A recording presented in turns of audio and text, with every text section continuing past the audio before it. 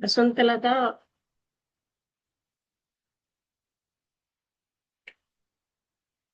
Can one know what is good for people? అది topic. చాలా ముందు hello hello can one hello know what is good to the people? What is good? What is good to the people? ఓం శ్రీ సద్గురుభ్యో నమః. ఈరోజు 21 October 2025. మనం ఈరోజు సత్సంగంలో జిడ్డు కృష్ణమూర్తి గారి చేత రచింపబడిన what is due to what is good can one know know what is can one know what is good to people? అది okay. Can one know what is good to people అనేటువంటి విషయం మీద చదివి డిస్కస్ చేస్తాం. లక్ష్మి గారు మనకి read చేస్తారు.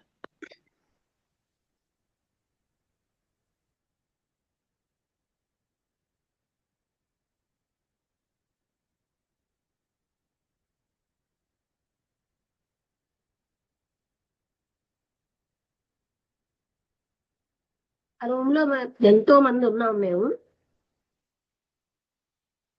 ఇద్దరు చాలా సంవత్సరాలే పొలిటికల్ రాజకీయ కారణాల్లో జైల్లో ఉన్నారు. వాళ్ళు ఎంతో సఫర్ అయ్యారు, త్యాగం చేశారు. దేశానికి ఫ్రీడమ్ ని పొందడంలో బాగా ప్రసిద్ధి చెందిన వాళ్ళు. పేపర్స్ లో వాళ్ళ పేర్లు తరచుగా వస్తూ ఉంటాయి.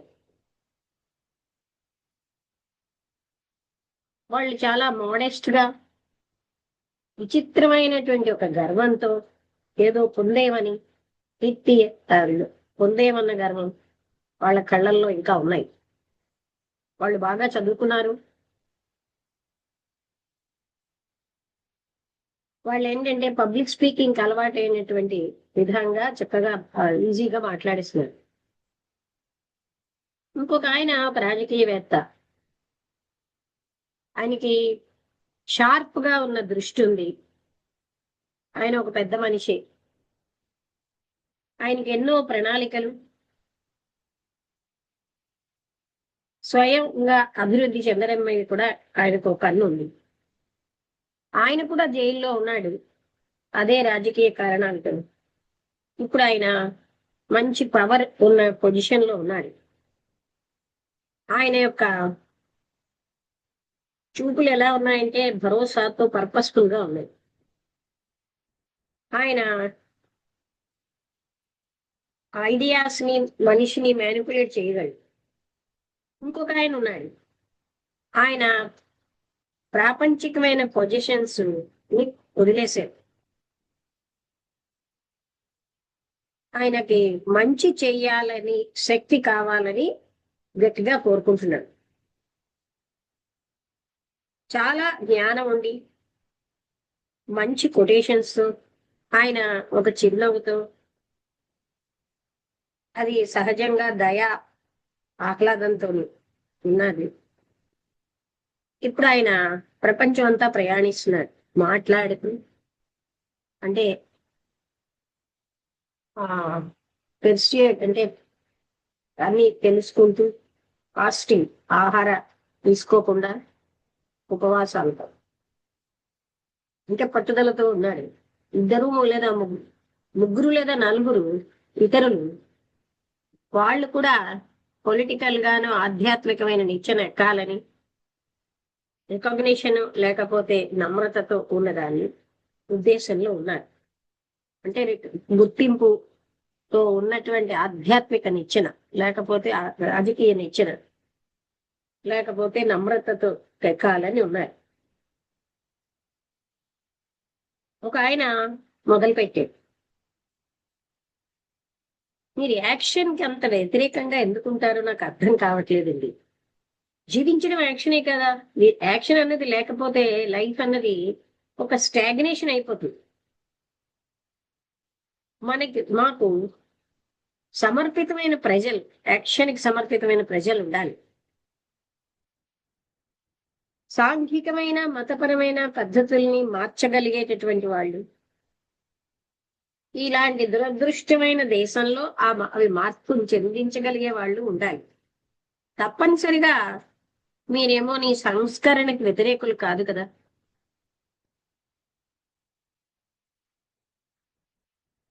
భూమి ఉన్నవాళ్ళు ల్యాండ్ లేని వాళ్ళకి కొంత భూమిని ఇస్తున్నారు.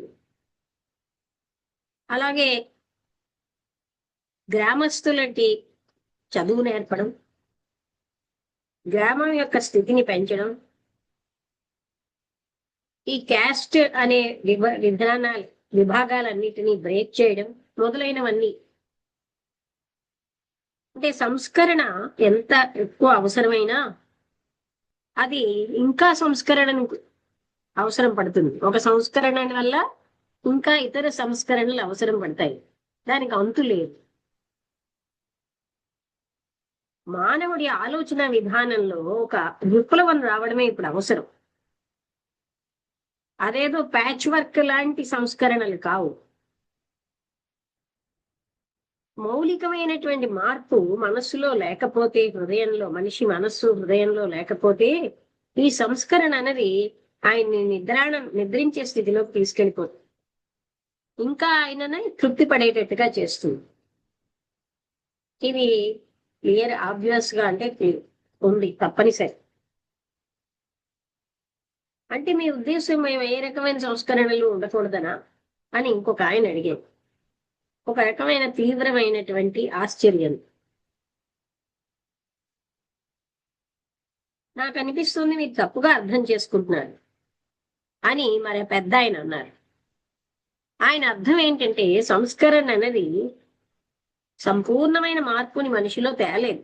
నిజానికి సంస్కరణ ఆ సంపూర్ణ మార్పుకి ఆటంకం.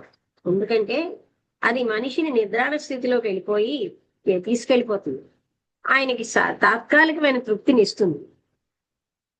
ఇలాంటి తాత్కాలికమైన తృప్తులు ఎక్కువైపోతే అంటే అటువంటి సంస్కరణలు, తాత్కాలికమైన తృప్తి ఇచ్చే సంస్కరణలు నెమ్మదిగా డ్రగ్ ఇచ్చినట్టుగా మీ పక్కవాడికి ఒక రకమైన తృప్తిని ఇస్తూ ఉంటాయి. అంటే డ్రగ్ తీసుకున్న వాడి మత్తులో. కానీ స్ట్రిక్ట్ గా మనకి మనం పరిమితం అవుతే, అదే మనకి మనం పరిమితం అవడమే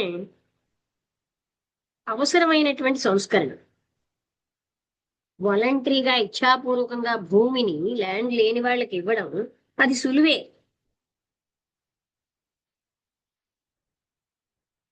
అది అంటే అది తీసుకుని వచ్చే వరకు will that not be beneficial, అదే ఉపకారం కాదా అంటిల్ ఇట్ ఈస్ బ్రాట్. అంటే ఇక్కడ మనిషి తనలో పరిమితం చేసుకొని ఉండడం చాలా ముఖ్యమైనటువంటి సంస్కరణ. భూమి ఇతరులకి లేని వాళ్ళకి ఇవ్వడం కన్నా అది సులువు. అది బెనిఫిషియల్ కాదా అని అడిగారు. Can you separate one part? అంటే మీరు మొత్తం ఈ ఉనికిని ఒక భాగం అని భాగాలుగా విడదీయగలరా? మీరు ఒక ఫెన్సింగ్ ని దాని చుట్టూ పెట్టగలరా?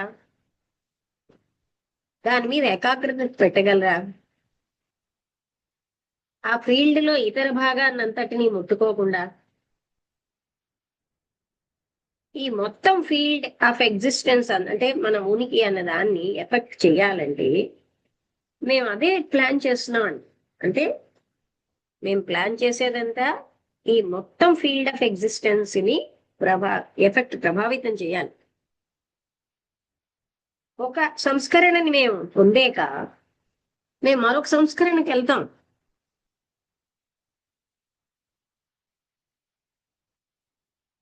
ఒక భాగం ద్వారా జీవితం యొక్క మొత్తం అంతటిని మీరు అవగాహన చేసుకోగలరా? హోల్ అన్నది ముందు అవగాహన చేసుకుని అంటే తెలుసుకుని అవగాహన చేసుకోవాలి. అది ఒక్కటే ఆ భాగాలన్నీ అప్పుడు మాత్రమే హోల్ అన్నది మనకు అవగాహన అయినప్పుడే వాటన్నిటినీ మనం పరిశీలించగలం, పరీక్షించగలం, వాటిని వేరేగా మార్చగలం. సంపూర్ణత్వానికి సంబంధంతో. ఆ హోల్ అన్నది మనకి సంపూర్ణం అన్నది కానీ అవగాహన అవ్వకపోతే కేవలంగా ఒక భాగం మీద కాన్సన్ట్రేట్ చేయడం అన్నది అది మనకి కన్ఫ్యూజన్ ని దుఃఖాన్ని క్రియేట్ చేస్తుంది.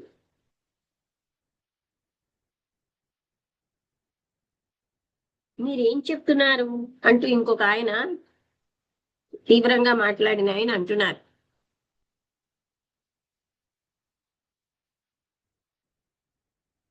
అంటే మేమేమీ కూడా యాక్ట్ చేయకూడదు, ఏ సంస్కరణలు తేకూడదు, మొత్తం హోల్ ప్రాసెస్ అంతా ఆ ఉనికి యొక్క మొత్తం అంతా అవగాహన అయితే గాని నేను ఏ సంస్కరణ చేయకూడదు, అదే కదా మీరు అంటున్నది అని. ఆ పొలిటీషియన్ రాజకీయవేత్త అన్నాడు, ఇది చాలా అబ్సర్డ్ గా ఉంది. ఫుల్ మీనింగ్ జీవితానికి మేము అన్వేషించడానికి మాకు టైం లేదు, అదంతా కూడా స్వప్నాలు చూసే వాళ్ళకి వదిలేసాం, గురువులకు వదిలేసాం, వేదాంతులకు వదిలేసాం. మేము ప్రతిరోజు ఉన్న దాన్ని మేము చూడాలి, మేము అలాగే పనిచేయాలి, అలాగే నియమాలు పెట్టాలి, గవర్న్ చేయాలి, ఆ విధంగా ఈ సంక్షోభంలో ఆర్డర్ తేవాలి. మేమేమో ఎక్కువగా డ్యామ్స్, వ్యవసాయం, మంచి వ్యవసాయం అంటే నీటి వసతి, మంచి రకమైన వ్యవసాయం, వీటితోటి మాకు సంబంధం ఉంది. మాకు ట్రేడ్ అంటే వ్యాపారంతో ఆక్యుపై అయిపోయాం, ఆర్థిక వ్యవస్థ అండ్ మేమేమోని ఫారిన్ పవర్స్ ని కూడా డీల్ చేయాలి, ఇది మాకు చాలు.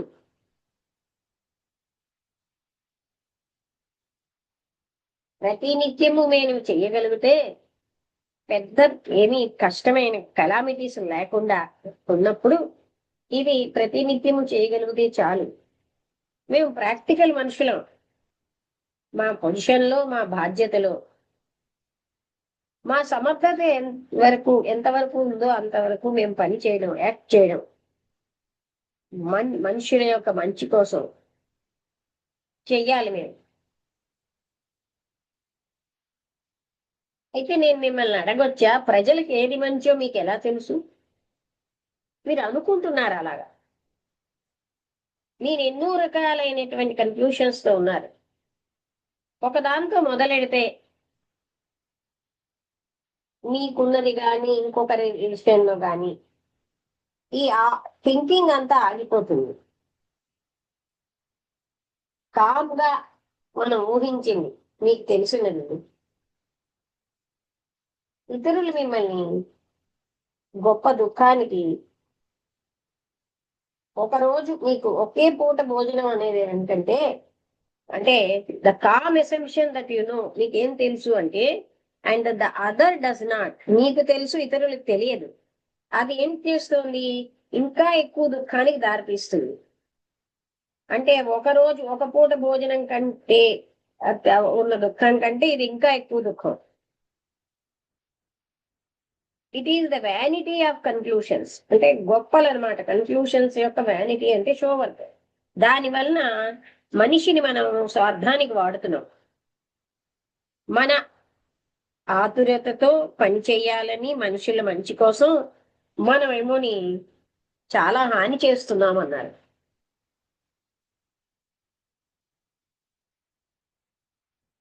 మాలో చాలా మంది ఏమనుకుంటున్నాం అంటే, దేశానికి ఏమిటి మంచో, ప్రజలకు ఏమిటి మంచో మాకు తెలుసు అనుకుంటున్నాం అంటూ ఆ పొలిటీషియన్ చెప్పారు. ఆ పొజిషన్ కూడా ఆలోచిస్తుంది, దానికి తెలుసని. కానీ ఆ పొజిషన్ అన్నది ఈ కంట్రీలో ఎక్కువ. అదృష్టవశాత్తు మాకు మేమే గెలుస్తాం, మేము ఒక పొజిషన్ లో ఉంటాం, మేము ఏదైతే అనుకుంటున్నామో అదే మంచిది, అదే లాభదాయకం. ప్రతి పార్టీకి తెలుసు అనుకుంటూ ఉంటుంది, దానికి తెలుసని. ప్రజలకు ఏది మంచో తెలుసని. నిజంగా ఏమిటి మంచిది అన్నది అది వ్యతిరేకతల్ని సృష్టించదు, ఇంట్లో లోపల గాని విదేశాల్లో గాని. అది ఎప్పుడు యూనిటీని తీసుకొస్తుంది మనిషికి మనిషికి మధ్యలో. ఏదైతే నిజమేగా మంచిదో అది మనిషి యొక్క సంపూర్ణత్వంతో సంబంధం కలిగి ఉంది. అది ఏదో పైనటువంటి లాభంతో కాకుండా ఆ లాభం ఏంటంటే ఇంకా గొప్ప కెలామిటీకి, దుఃఖానికి దారితీస్తుంది. డివిజన్ కి అంటే విడగొట్టడాన్ని అది ఎండ్ చేస్తుంది. శత్రుత్వం అన్నది ఈ దేశ అంటే నేషనాలిజము లేకపోతే సంస్థాపించిన మతాల వల్లే ఈ డివిజన్ అంటే విడగొట్టడం, శత్రుత్వాలు మొదలయ్యాయి, సృష్టించబడ్డాయి. అందుకని మనిషి అన్నది అంత సులువుగా తెలుసుకోగలుగుతారా?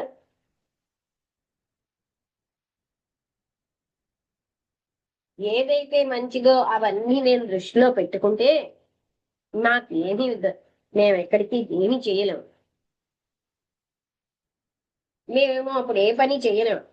ఇమీడియట్ గా అవసరాలు ఏవైతే ఇమీడియట్ యాక్షన్ కి అవసరం,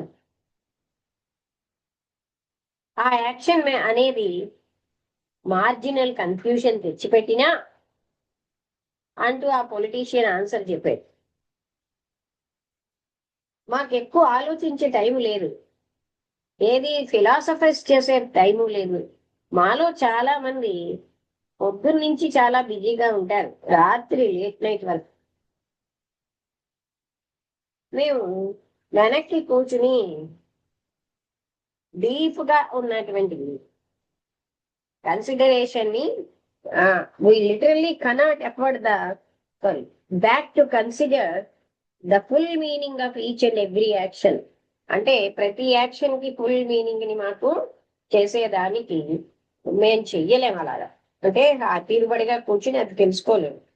మాకు మేమేమోని ప్లెజర్ ఆఫ్ డీప్ కన్సిడరేషన్ అంటే we literally cannot afford the pleasure. మేము ఎవరికి కూడా సంతోషాన్ని ఇవ్వలేము, డీప్ గా పట్టించుకోలేము. We leave that pleasure to others. మేము ఆ ప్లెజర్ ని ఇతరులకు వదిలేసాం అన్నారు.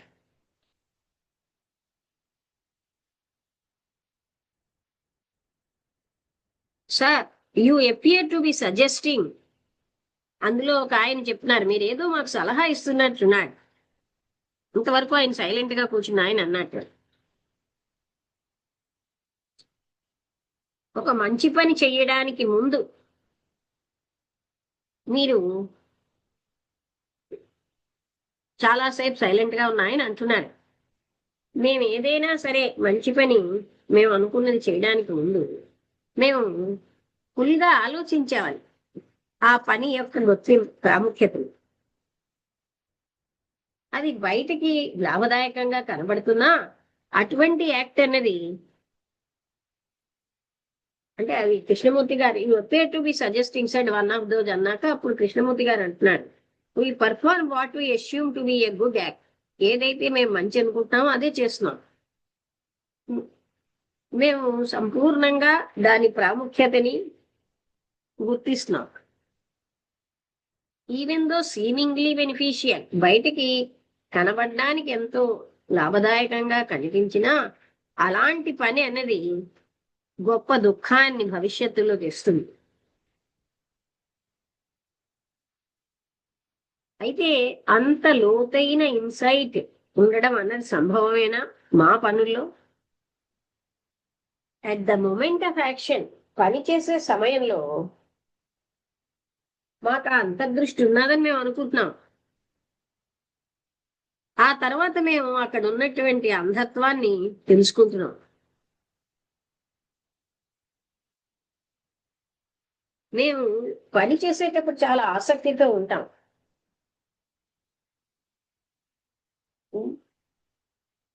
అంటే ఇంపెటస్ ఒకసారి చూస్తారు. అంటే పని చేసేటప్పుడు మేము చాలా ఆసక్తితో ఉంటాం.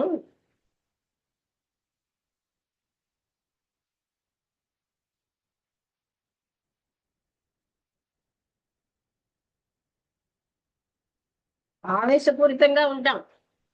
అంటే చాలా ఆసక్తితో ఆవేశపూరితంగానూ ఉంటాం. మా ఐడియాలు పట్టుకుని మేము దాంతో క్యారీ అయిపోతాం. లేకపోతే ఒక లీడర్ యొక్క వ్యక్తిత్వం, ఆయనలో ఉన్నటువంటి ఆ జ్వాలతో మేము ముందుకు వెళ్ళిపోతాం. అందరు నాయకులు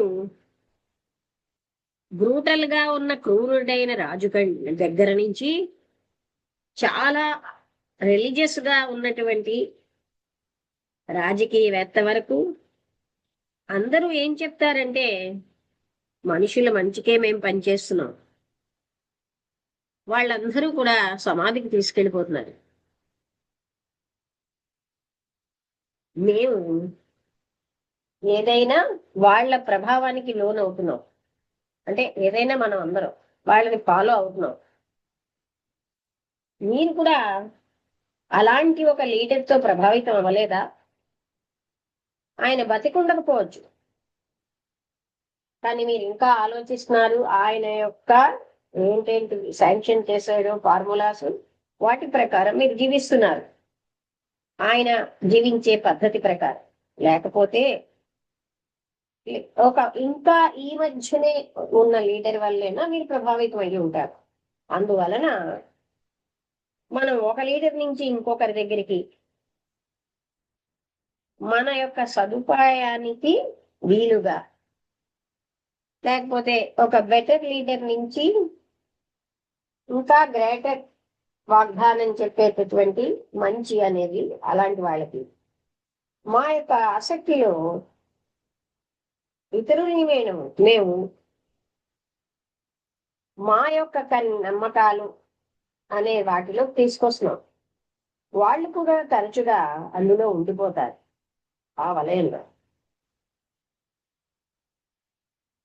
మా అంతట మేము ఇతర లీడర్స్ కోసం మూవ్ అయిపోతాం, ఇతర నమ్మకాలకి. కానీ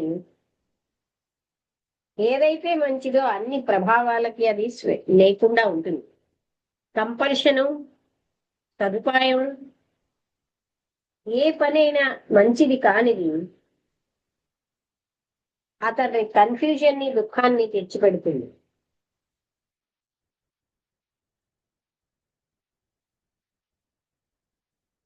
అయితే మేమందరం కూడా వీ కెన్ ఆల్ ప్లీడ్, మేమందరం వాదించగలం. ప్లీడ్, మేము గిల్టీగా ఫీల్ అవుతున్నాం ఒక లీడర్ చేత ప్రభావితం అవడానికి, డైరెక్ట్ గా గాని ఇండైరెక్ట్ గా గాని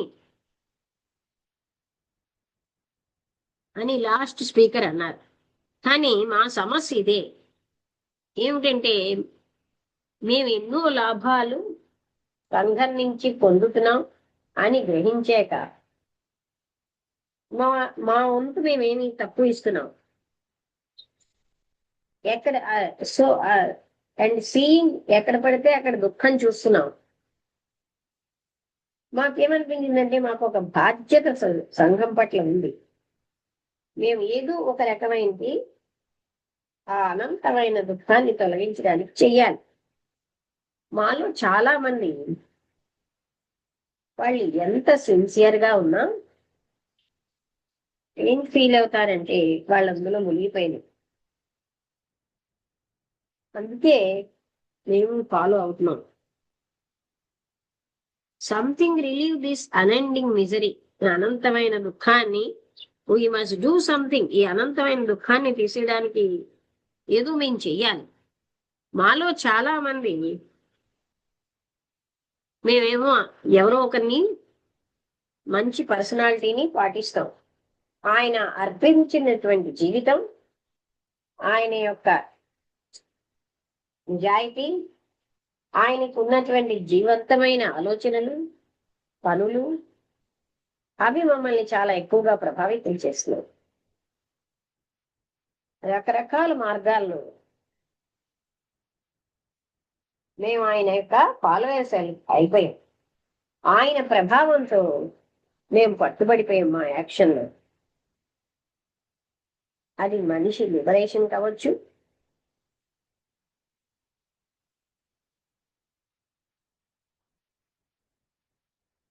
అటు దేశం యొక్క లిబరేషన్ కావచ్చు, లేకపోతే సాంఘిక పరిస్థితులు బెటర్మెంట్ కావచ్చు. అథారిటీని యాక్సెప్ట్ చేయడం అనేది మనలో ఉన్నది లోపల లోపల. ఆ అంగీకారం, అథారిటీని అంగీకరించడం నుంచి యాక్షన్ ఫ్లో అవుతుంది. మీరేం చెప్తున్నారో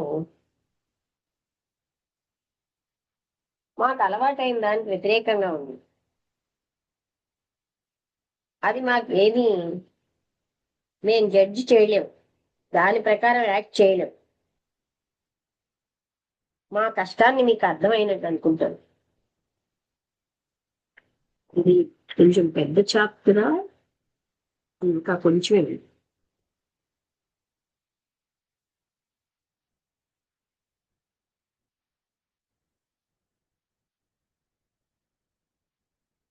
అథారిటీ మీద, పుస్తకం యొక్క అథారిటీ మీద గాని బేస్ అయిన ఏ పనైనా, అదెంత పవిత్రమైనదైనా,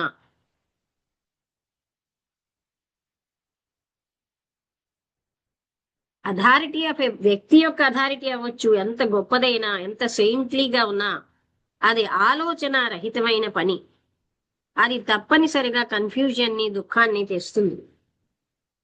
ఈ భూమిలో ఇతర దేశాలు, నాయకుడు నాయకుడు ఏం చేస్తున్నాడు ఇతర దేశాల్లో అండ్ అదర్ కంట్రీస్ కూడా, ఆయన తన అథారిటీని తన వివరణలోంచి, సోకాల్డ్ సేక్రెడ్ బుక్స్ లోంచి పొందుతున్నాడు. ఆయన కోట్ చేస్తూ ఉంటాడు దాన్ని, తన అనుభవంలోంచి వచ్చినవి. అవి కూడా కండిషన్ అయిపోతాయి గతంతో, లేకపోతే ఆయన యొక్క జీవితం, అది కూడా సెయింట్లీ రికార్డ్స్ యొక్క విధానంలో ఉంటుంది. అంటే ఒక సెయింట్ అంటే మహర్షుల యొక్క రికార్డ్స్. అందువలన లీడర్ యొక్క జీవితం అన్నది అథారిటీతోటే అతి బంధించబడుతుంది. ఎలాగైతే నాయకుడి జీవితం బంధించబడుతుందో, శిష్యుడి జీవితం అలాగే బంధించబడుతుంది, ఫాలోయర్ జీవితం కూడా. కానీ ఇద్దరూ పుస్తకానికి బానిసలు, అనుభవానికి, జ్ఞానానికి, ఇతరుల యొక్క జ్ఞానానికి బానిసలు. ఈ బ్యాక్గ్రౌండ్ తో మీరు ప్రపంచాన్ని తిరిగి నిర్మిద్దాం అనుకుంటున్నారు. అది సంభవమా?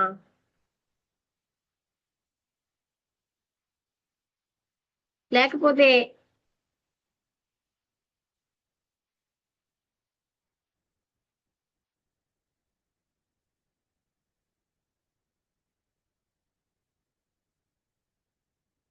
ఇంకా ఉన్నది. As the life of the follower but both are slaves. ఆ ఇద్దరు కూడా పుస్తకానికి బానిసలే, అనుభవానికి, జ్ఞానానికి బానిసలు. ఇలాంటి బ్యాక్గ్రౌండ్ తో మీరేమో ప్రపంచాన్ని పునర్నిర్మిద్దాం అనుకుంటున్నారు. అది సంభవమేనా? ఈ అథారిటేరియన్ అంతటినీ పక్కన పెట్టేసి హైరార్కియల్ అవుట్లుక్ జీవితం మీద, వంశపారంపర్యంగా వచ్చే జీవితం, ఆ అవుట్లుక్ అన్నది ఎన్నో సమస్యలు వాటితోటి మీరు ఎదుర్కొంటున్నారు. ఫ్రెష్ గా, ఈగర్ మైండ్ తో జీవించడం, యాక్షన్, ఈ రెండు సెపరేట్ కాదు, అవి ఒకదానితో ఒకటి సంబంధం ఉన్నాయి. అది ఒకే ప్రాసెస్, యూనిటరీ ప్రాసెస్. ఇప్పుడు మీరు సెపరేట్ చేశారు వాటిని. మీరు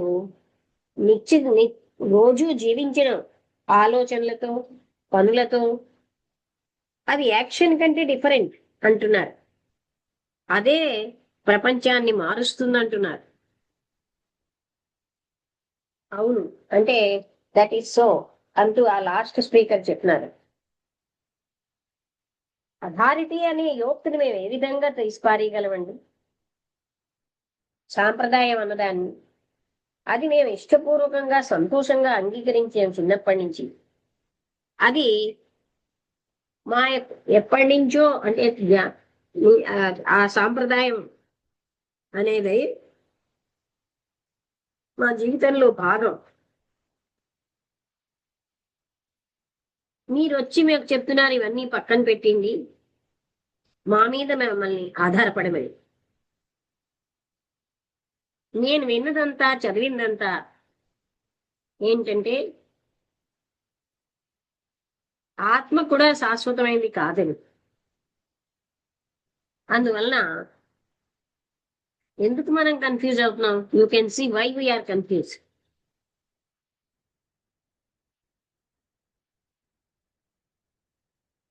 మీరు ఈ అథారిటేరియన్ వే అనే దాన్ని ఎప్పుడు మీరు ఎంక్వైరీ చేయలేనట్టుంది. ఈ ప్రశ్నించడం అథారిటీని ప్రశ్నించడమే అథారిటీని అంతం చేయడం. అక్కడ ఇంకో మెథడ్ గాని సిస్టమ్ గాని లేదు. మైండ్ అథారిటీ నుంచి స్వేచ్ఛ పొందడానికి సాంప్రదాయం నుంచి అలా ఉంటే ఆ సిస్టమ్ అన్నది అది మనకి డామినేటింగ్ ఫ్యాక్టర్ అయిపోతుంది. అసలు మీరు అథారిటీని ఎందుకు యాక్సెప్ట్ చేస్తున్నారు? లోతైన సెన్స్తో ఆ పదాన్ని మీరు అథారిటీని ఎందుకు యాక్సెప్ట్ చేస్తున్నారంటే గురువు ఎలా అయితే చేస్తారో మీరు భద్రంగా ఉండడానికి, నిశ్చయంగా ఉండడానికి, కంఫర్ట్గా సుఖంగా ఉండడానికి, జయప్రదంగా ఉండడానికి, మీరు ఆ మరొక తీరాన్ని చేరుకోవడానికి మీరు మీ గురువు జయాన్ని పూజిస్తున్నారు. మీ ఇద్దరు కూడా ఆశయం అనే దానితో డ్రైవ్ అయిపోతున్నారు. యాంబిషన్ ఎక్కడైతే ఉందో అక్కడ ప్రేమ లేదు. ప్రేమ లేని యాక్షన్ అనే దానికి అర్థం లేదు. ఇంటెలెక్చువల్ గా మీరు చెప్పినది నాకు నిజం అనిపిస్తోంది, కానీ అంతరంగికంగా ఎమోషనల్ గా ఆ మీరు చెప్పినది నేను ఫీల్ అవ్వలేకపోతున్నాను. ఇంటెలెక్చువల్ అండర్స్టాండింగ్ అన్నది లేనే లేదు. మనం అవగాహన చేసుకోవడము లేక చేసుకోకపోవడము, మన్ని మనం ఇలా విడదీసుకోవడం వాటర్ టైట్ కంపార్ట్మెంట్స్ లాగా, అది మనలో మరొక అర్ధరహితమైన స్థితి. మన్ని మనం అవగాహన చేసుకోలేదు అనే విషయాన్ని to admit to our cells మనకి మనం తెలుసుకోవాలి. అక్కడ ఒక ఇంటెలెక్చువల్ అండర్స్టాండింగ్ ఉంది అని మెయింటైన్ చేయడం కంటే విచ్ ఓన్లీ బ్రీడ్స్, దానివల్ల మనకి గర్వము, మనమే ఏర్పరచుకున్న సంఘర్షణ పెరిగిపోతాయి.